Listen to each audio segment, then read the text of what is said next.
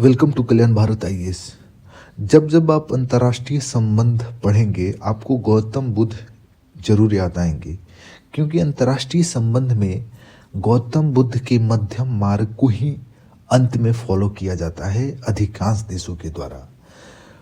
प्रधानमंत्री केपी शर्मा ओली जो नेपाल के प्रधानमंत्री हैं, वो 2 से 5 दिसंबर को चीन की यात्रा पे जाएंगे।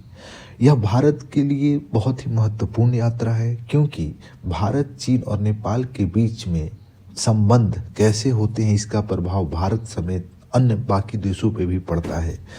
तो प्रधानमंत्री ओली के लिए यह एक चुनौतीपूर्ण समय है, जहां उन्हें घरेलू और अंतर्राष्ट्रीय दबाव के बीच संतुलन साधना है। इस पूरे डिस्कशन में आप बहुत कुछ सीखेंगे, अंतर्राष्ट्रीय संबंध के बारे में समझेंगे, भारत कैसे नेपाल और चीन को साधता है, और नेपाल जो कि भारत का सबसे करीबी दोस्त है, उसमें चीन के हस्तक्षेप से कैसे रिश्ते बिगड़े और कैसे बन सकते हैं। शुरुआत करते हैं, संदर्भ क्या है। देखिए, केपी शर्मा ओली चीन के दौरे पे जाने वाले हैं 2 से 5 दिसंबर को। सबसे बड़ा जो इशू है, सबसे बड़ा जो विषय है वो यह है कि क्या उन्हें बेल्ट एंड रोड इनिशिएटिव की कार्यान्वयन योजना पर हस्ताक्षर करनी चाहिए। नेपाल तो पहले ही BRI का में शामिल हो चुका है, लेकिन अब उसका कार्यान्वयन होने वाला है। तो क्या उस पर केपी ओली को साइन करना चाहिए? यदि करते हैं तो कितनी परियोजनाओं पे और किस तरीके के परियोजनाओं पे साइन करते हैं, यह काफ़ी महत्वपूर्ण मुद्दा है। देखिए, दूसरा पॉइंट यह है कि वर्तमान सत्तारूढ़ गठबंधन, जिसमें श्री ओली की कम्युनिस्ट पार्टी ऑफ नेपाल और नेपाली कांग्रेस शामिल है, यह चीन योजना और इसके नेपाल पर संभावित प्रभाव को लेकर गहराई से विभाजित है, मतलब बटे हुए हैं। क्यों? क्योंकि नेपाली कांग्रेस जो है, इसका झुकाव भारत और अमेरिका के प्रति ज़्यादा है, और नेपाली कांग्रेस का मानना है कि चीन की अति सक्रियता नेपाल को खतरे में डाल सकती है, नेपाल पे ऋण की बोझ को ज़्यादा कर सकती है। और दूसरे देशों को भी आप देख सकते हैं कैसे श्रीलंका पर चीन का प्रभाव कितना ज़्यादा बढ़ गया, कि कैसे कर्ज में वो चला गया। तो ये इनसे संभावित कर्ज के जाल को लेकर सतर्क है, चिंतित है। 2017 में BRI में शामिल होने के बाद नेपाल ने सबसे पहले 35 परियोजनाएं प्रस्तावित की थी, लेकिन बाद में इनकी संख्या घटकर 9 ही हो गई थी, और पिछले 7 वर्षों में इस योजना के तहत एक भी परियोजना शुरू नहीं हो पाई है, और वित्त पोषण की विधि अभी स्पष्ट नहीं है। तो आप सोच सकते हैं कि यदि नेपाल के प्रधानमंत्री चीन जा रहे हैं तो इन सभी मुद्दों पे विस्तार पूर्वक चर्चा होगी और समझौते भी हो सकते हैं। इन सब कंटेक्स्ट में मुख्य विवाद के बिंदु क्या क्या है, उस पर चर्चा कर लेते हैं। देखिए, नेपाल में आम धारणा तो यही है कि BRI का जो उद्देश्य है वो है बुनियादी ढांचा विकास परियोजना के लिए ऋण सहायता प्रदान करना, जबकि अजय भद्र खनाल उनका मानना है कि BRI सिर्फ एक बुनियादी ढांचा परियोजना नहीं है, बल्कि इसका उद्देश्य आर्थिक एकीकरण को गहरा करना और वैश्विक कनेक्टिविटी को बढ़ाना है। जो BRI कार्य योजना चर्चा में है, वो परियोजना समझौते से कहीं आगे है या नेपाल के साथ चीन की संपूर्ण कूटनीतिक रणनीति का आधार है। देखिए, ये जो मैटर है ना, यहाँ पे जो वो बता रहे हैं उद्देश्य, इसमें कोई दो राय नहीं कि चीन BRI के तहत अपने आर्थिक उद्देश्यों को, अपने आर्थिक हित को साधना चाहता है, और ये ग्लोबल पावर के रूप में उभरना चाहता है। और चीन यह जानता है कि आर्थिक संपन्नता के बिना ग्लोबल पावर नहीं बना जा सकता है। आज तक अमेरिका यदि ग्लोबल पावर बना है, वैश्विक शक्ति बना है और प्रमुख पावर के रूप में दुनिया को नियंत्रित कर रहा है, तो आर्थिक संपन्नता उसमें सबसे प्राथमिक है।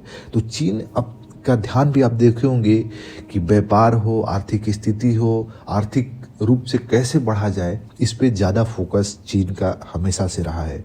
नेपाल और चीन के संबंध BRI के तहत, देखिए चीन का इस पे क्या दृष्टिकोण है। BRI के तहत नेपाल के साथ अपने विकास पहलों और कूटनीतिक संबंधों को व्यापक रूप से जोड़ रहा है चीन आप देखे होंगे हाल के वर्षों में कि जिस भी देश से चीन कोई भी समझौता कर रहा है, उसमें BRI को प्राथमिकता दे रहा है और इसी को आधार बना दे रहा है, क्योंकि BRI चीन की सबसे बड़ी परियोजना में से एक है, आर्थिक परियोजना।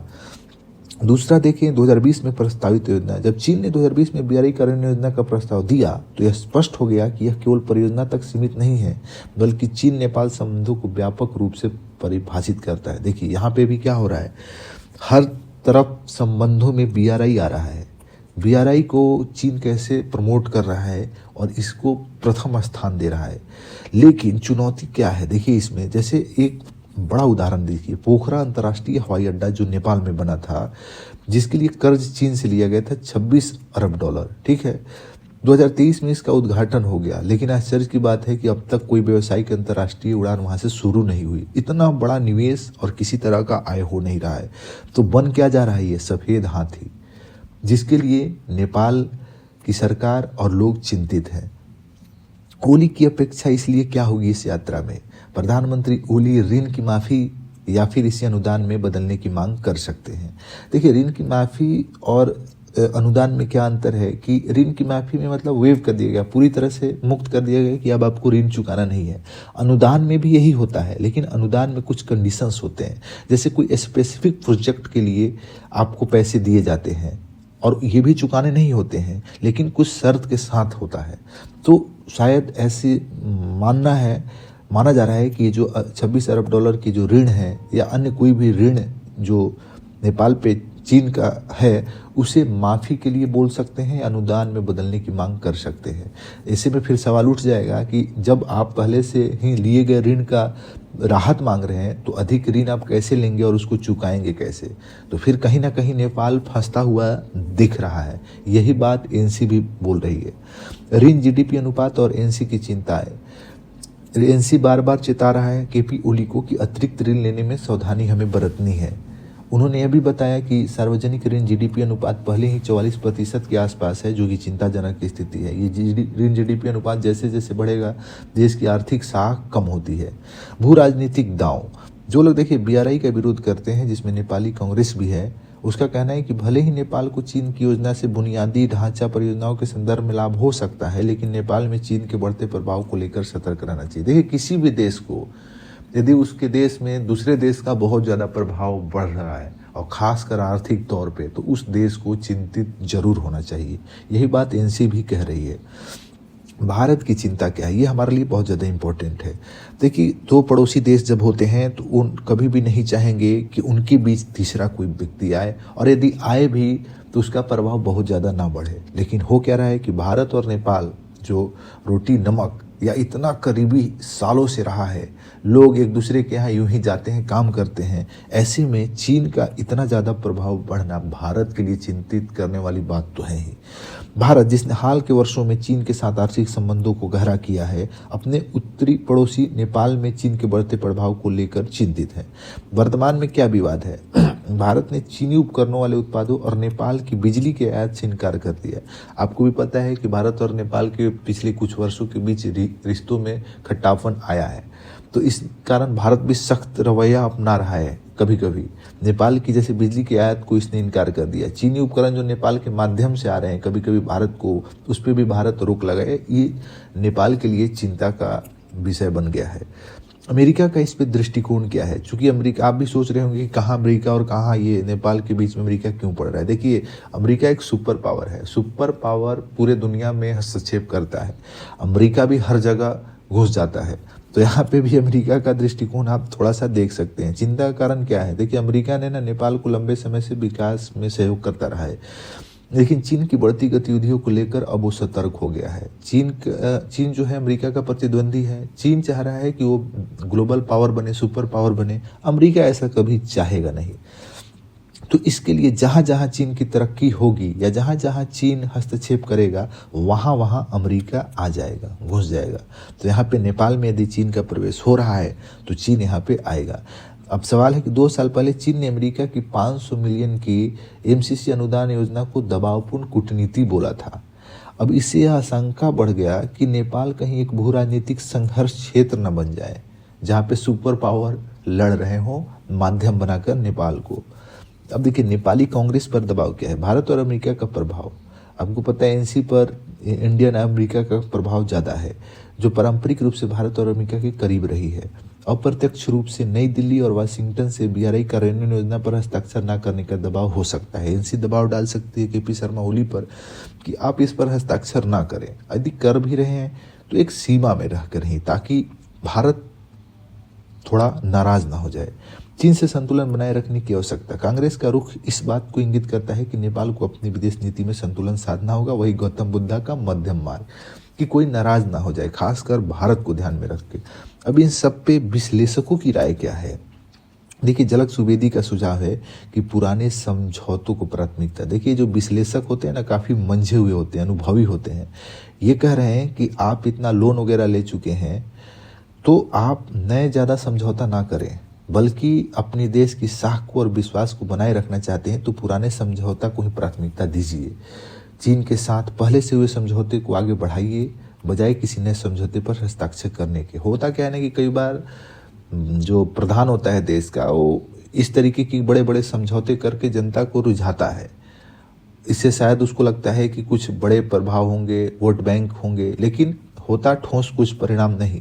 तो यहाँ पे विश्लेषक यही सुझाव दे रहे हैं कि आप जो पहले समझौता किए पहले उसे तो पूरा करिए, ताकि एक विश्वास पैदा हो। 2019 के समझौते लागू करना। ओली को चीन के राष्ट्रपति शी जिनपिंग की 2019 की नेपाल यात्रा के दौरान हुए समझौते पर ध्यान केंद्रित करना चाहिए। बीआरआई की अवसर और चुनौतियां। झलक सुवेदी के अनुसार बीआरआई चीन की समग्र विदेश नीति का उपकरण है, जो नेपाल के लिए अवसर और चुनौतियां दोनों प्रस्तुत करता है। देखिए, जब कोई बड़ा देश, बहुत बड़ा देश, जैसे नेपाल एक छोटा देश है और चीन एक बहुत बड़ा देश है, आर्थिक रूप से बहुत संपन्न है, तो चीन का नेपाल में प्रवेश करना अवसर भी देगा और बहुत बड़ी चुनौती भी देगा। खतरा भी रहेगा, अवसर भी रहेगा। अब इसी को साधना है, क्योंकि एक छोटा देश के ऊपर जब बड़ा देश घुस जाएगा, उसके ऊपर सवार हो जाएगा, तो डर तो मतलब स्वाभाविक है। नेपाल के सामने चुनौतियां और अवसर भी है। चुनौतियां क्या क्या है नेपाल के सामने? नेपाल की कमजोर होती अर्थव्यवस्था के कारण भू राजनीतिक दबाव बढ़ रहा है नेपाल पे। छोटा देश है, कोई भी इस पे दबाव डाल सकता है, और ये छोटा देश भी कई बार बड़े देशों को ब्लैकमेल करते हैं, जैसे नेपाल, बांग्लादेश, श्रीलंका। ये छोटे छोटे देश भारत और चीन के बीच ब्लैकमेल करके लोन सहायता लेते रहते हैं, अपना इंफ्रास्ट्रक्चर डेवलपमेंट कराते रहते हैं। तो नेपाल की कमजोर होती अर्थव्यवस्था के कारण भू राजनीतिक दबाव बढ़ रहा है। भारत और चीन के बीच कूटनीतिक संतुलन बनाए रखना, ये बहुत बड़ी चुनौती नेपाल के लिए है। अवसर भी क्या है? चीन से आर्थिक सहयोग हासिल करना, दोनों पड़ोसी देशों के साथ मधुर संबंध बनाए रखना, ये अवसर है। दोनों के साथ यदि आप मधुर संबंध बनाते हैं, आप ऐसा मिडल पथ अपनाते हैं जिसमें आप चीन भी ना नाराज हो और भारत भी ना नाराज हो, तो ये आपके लिए अवसर बना देगा। लेकिन कोई भी ऐसा डिसीजन, एक्सट्रीम डिसीजन ले लेते हैं कि एक देश की तरफ झुक जाते हैं, तो आपको डबल नुकसान हो जाएगा। डबल नुकसान कैसे होगा कि मान लीजिए आप चीन की तरफ पूरी तरह झुक गए, तो होगा ये कि चीन आपको आज ना कल कर्ज में डुबा लेगा, आपका जमीन हड़प सकता है, आपके क्षेत्र में अधिकार जमा सकता है। और दूसरा, भारत इधर नाराज होगा तो भारत कई तरह की सहायता जो नेपाल को करता है वो धीरे धीरे बंद कर देगा, भारत का रवैया सख्त हो जाएगा। इसलिए कभी भी अंतर्राष्ट्रीय संबंध में एक्सट्रीम नहीं होना चाहिए, वन साइडेड नहीं झुकना चाहिए, एक बैलेंस बनाना चाहिए, ताकि समग्र रूप से सभी देशों का और सभी देश की जनता का समग्रता के साथ विकास हो सके। भारत के साथ पिछले कुछ वर्षों से तनावपूर्ण संबंध रहा है भारत और नेपाल का। क्यों? देखिए, भारत के प्रधानमंत्री केपी शर्मा ओली का चीन दौरा नेपाल के प्रधानमंत्रियों की पारंपरिक प्रथा से हटकर है, क्योंकि नेपाल के प्रधानमंत्री पहले भारत आते हैं, लेकिन हुआ अब की बार उल्टा। यह बदलाव ओली और भारत के बीच जटिल संबंधों को दर्शा रहा है। इसके पहले सितंबर में न्यूयॉर्क में भारतीय प्रधानमंत्री नरेंद्र मोदी के साथ एक साइलेंट बैठक और अगस्त में विदेश मंत्री अर्जुन देव राणा की आधिकारिक यात्रा के दौरान नई दिल्ली से ओली को कोई निमंत्रण नहीं मिला। कारण था कि भारत भी सख्त है नेपाल के प्रति, क्योंकि नेपाल पिछले कुछ समय से नेपाल का व्यवहार चीन की तरफ ज़्यादा झुका है और भारत से सख्ती नेपाल ने दिखाया है। इसने नेपाल भारत संबंधों में पहले से मौजूद तनाव को और बढ़ा दिया है। पास्ट में क्या क्या हुआ है? 15 में भारत द्वारा नेपाल पर सीमा नाकाबंदी लगाई गई थी, जिसने ओली की भारत के प्रति पहले से टकरावपूर्ण रवैया को और बढ़ा दिया था। 2020 में नेपाल ने नया नक्शा, जो सबसे बड़ा जो विवाद का कारण बना था और दोनों देशों के बीच जो दूरी बढ़ गई थी, उसमें ये नक्शा का प्रकाशित होना था, जिसमें काला पानी, जो कि भारत का क्षेत्र है, भारत अपना मानता है, इस कदम ने दोनों देशों के संबंध को खराब कर दिया था। चीन झुकाव के आरोप, शुरू से ही आरोप लगते रहे हैं ओली पे कि भारत में ओली को चीन झुकाव वाले नेता के रूप में देखा जा सकता है। कोई भी जो अंतर्राष्ट्रीय संबंध की जानकारी रखता है उसको पता है कि ये ओली का झुकाव चीन की तरफ ज़्यादा है। 2016 में बीजिंग के साथ हस्ताक्षरित कई समझौते जैसे कि व्यापार और ट्रांजिट समझौते से पैदा हुई है। इस समझौतों ने नेपाल को 7 चीनी बंदरगाहों तक पहुंच प्रदान की, जिसका उद्देश्य भारत पर नेपाल की निर्भरता को कम करना था। व्यवहारिक सहयोग की कमी, हालांकि इन समझौतों का व्यवहारिक कार्यान्वयन नहीं हुआ है, लेकिन शुरुआत तो हो गई है। संबंधों की शुरुआत थोड़ी भी बात से होती है तो शुरुआत तो होती ही है। ओली की कूटनीतिक दृष्टिकोण को त्रुटिपूर्ण माना गया है, क्योंकि उन्होंने न केवल भारत को नाराज किया बल्कि चीन को भी खुश नहीं कर पाए। ऐसा मान्यता है कि ऐसी स्थिति बन गई है जहाँ पे चीन भी कुछ मामलों में नेपाल से खुश नहीं है और भारत भी नहीं है। तो ये क्या केपी शर्मा ओली की नेतृत्व पे सवाल उठाया जा सकता है? यह तो 2 से 5 दिसंबर की में नेपाल की चीन यात्रा के बाद ही पता चलेगा। भारत और चीन के बीच फंस चुके हैं ओली, बिल्कुल कहा जा सकता है ये बात। दक्षिण और उत्तर के साथ संबंधों में असफलता, ओली ने नई दिल्ली के साथ विश्वास बहाली के प्रयास किए थे, लेकिन वो असफल रहे। उतना इफेक्टिव वे में दिल्ली के साथ रिलेशन को स्ट्रॉन्ग नहीं बना पाए ओली। बीजिंग को एक भरोसेमंद सहयोग के रूप में मानने में भी ओली सफल नहीं हुए, खासकर जब वे काठमांडू में एक मजबूत वामपंथी सरकार स्थापित करने के चीन के प्रयास को विफलता मिली थी। दोनों पड़ोसियों के साथ रिश्तों में कठिनाई, विश्लेषकों का मानना है कि ओली दोनों देशों के साथ संतुलन बनाए रखने में सफल रहे हैं और 2 नावों में सवार होने की स्थिति में आ गए हैं। ओली का बयान, अब देखिए, विश्लेषक और पूर्व प्रधानमंत्री और विदेश मंत्रियों के परामर्श के बाद ओली क्या बोलते हैं? नेपाल को भारत और चीन दोनों के साथ समान संबंध बनाए रखने चाहिए, वही गौतम बुद्धा का मिडल पाथ। उन्होंने ये भी कहा कि नेपाल को इन दोनों पड़ोसी देशों के साथ अच्छे संबंधों से आर्थिक विकास का लाभ उठाना चाहिए। घरेलू राजनीति और बीआरआई पर मतभेद, देखिए, हम चीज़ों को कंटेक्स्ट के हिसाब से ही डिस्कशन करना चाहते हैं। बहुत डेप्थ में डिस्कशन होने से काफ़ी ज़्यादा समय लगता है, तो आप कमेंट में फीडबैक दे सकते हैं कि क्या आप और डेप्थ में डिस्कशन चाहते हैं। लेकिन हम इतना डिस्कशन कर ही लेते हैं कि आप यूपीएससी के मेंस में अच्छे से लिख लें और जो भी स्टेट पीसीएस के एग्ज़ाम्स की प्रिपरेशन आप करते हैं उसमें भी आप मेंस राइटिंग में अच्छा से, यदि आपका प्रश्न होता है तो आप उसका जवाब दे पाएँ। वर्तमान सत्तारूढ़ गठबंधन बीआरआई पर हस्तक्षेप करने को लेकर मतभेद गहराते जा रहे हैं, जिससे सरकार की स्थिरता पे खतरा मंडरा रहा है। नेपाली कांग्रेस की क्या चिंता है?